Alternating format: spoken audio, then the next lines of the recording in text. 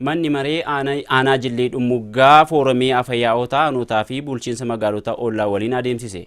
Odeeffannoo kominikeeshinii aanichaatiif Muntaa Rashid. Manni maree aanaa Jillee Dhumuggaa foorumii afayyaa'otaa aanootaa fi bulchiinsa magaalota ollaa waliin adeemseera. Sagantaa kanarratti afayyaa'otaa fi koree dhaabbata aanota ollaa Ifraataa Gidim, aanaa Qawaat, bulchiinsa magaalaa Shawaarobiit, magaalaa Xaayyee, aanaa Addaliilaa fi magaalaa Sanbatees argamaniiru. Afayyaa'onni aanota ollaa argamanis gama isaaniin foorumii afayyaa'otaa waliin dhaabuu keenyaan naannawichatti rakkoolee nageenya irra deddeebiin mudataa ture, marii irra deddeebiin taasifamaa turee fi kallattii waloo waliif hunduu irratti hojjechuun nageenya waaraan dhufuu danda'eeras jedhaniiru.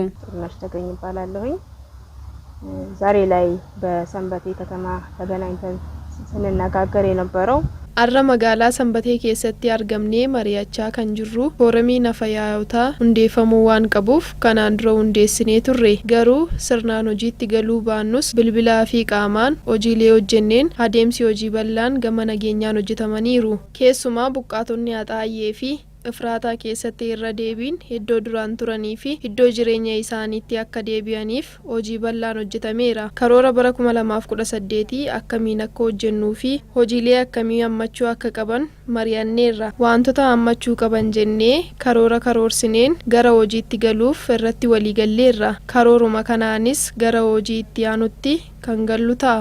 እንዴት አድርገን እንስራ ምን መካተት አለበት በሚል ተወያይተናል። ነጋሽ ግዛው እባላለሁ። ያጣዬ ከተማ ምክር ቤት ዋና ጉባኤ ነኝ።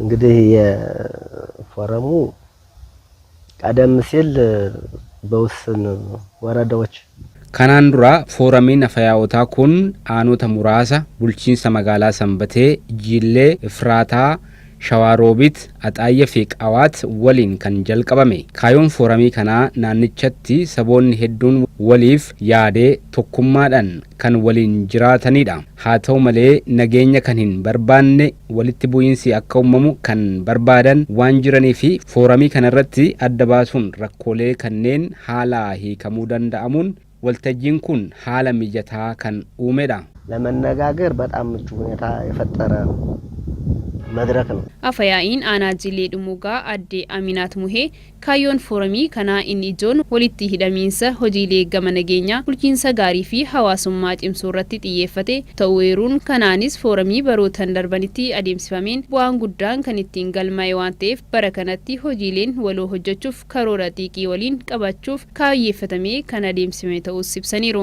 Walaagarree rakkoo uummataa, rakkoo bulchiinsa gaarii, rakkoo hawaasummaa akka hiiknuuf hojii baay'een hojjetamaa dhufee jira. Barootan darban keessattuu dhimma nageenya keessoo fi alaa nu muddataa ture irratti hojiileen baay'een foorumii kanaan aanaa ollaa hirmaachisuudhaan uummataa fi uummata waliin gahuudhaan dargaggoo fi dargaggoo waliin gahuudhaan dubartootaa fi dubartoota waliin gahuudhaan rakkoo nageenya iddoo garaagaraatti nu mudataa ture ammarratti haala tasgabbaa'aa akka dhufuu fi nagaa waaraan akka dhufu hojiin hojjetamaa jiru karaa mana mareetii fi foorumii afayyaa'ota ollaatiin baay'ee kan namatti toludha. Karoora bara 2018 wal barsiisuuf asitti wal geenye karoora keenya kan waliin goone wantoota da'amuu qabanii fi wantoota keessa galuu qaban kan waliin keenya wal keessa gashine foorumii afayyaa'otaatiin ni hiikna jenneeti karoora irratti kan walii galle. Ammas ji'a lamaan booda immoo bulchiinsa magaalaa Shawaarobiit irratti sagantaa karoora irratti qabanneeti kan jirru. Kanaas isaan bira dhaqnee isaanii wajjin ni gaggeessinaa jechuudha. Akka bulchiinsa aanaatti gama foorumii dubartootaatiin dubartoota gurmaanii adda duree ta'an maallaqa qusachuun hanga mana ijaarrachuu fi beeyladoota bitachuu akkasumas oomisha dhangala'aa saamunaa hojjechuun mataa isaanii irra darbanii dhiyeessatti ce'anii jiran aanota ollaaf muuxannoo hojii akka irraa argataniif daawwii dirree taasifameera.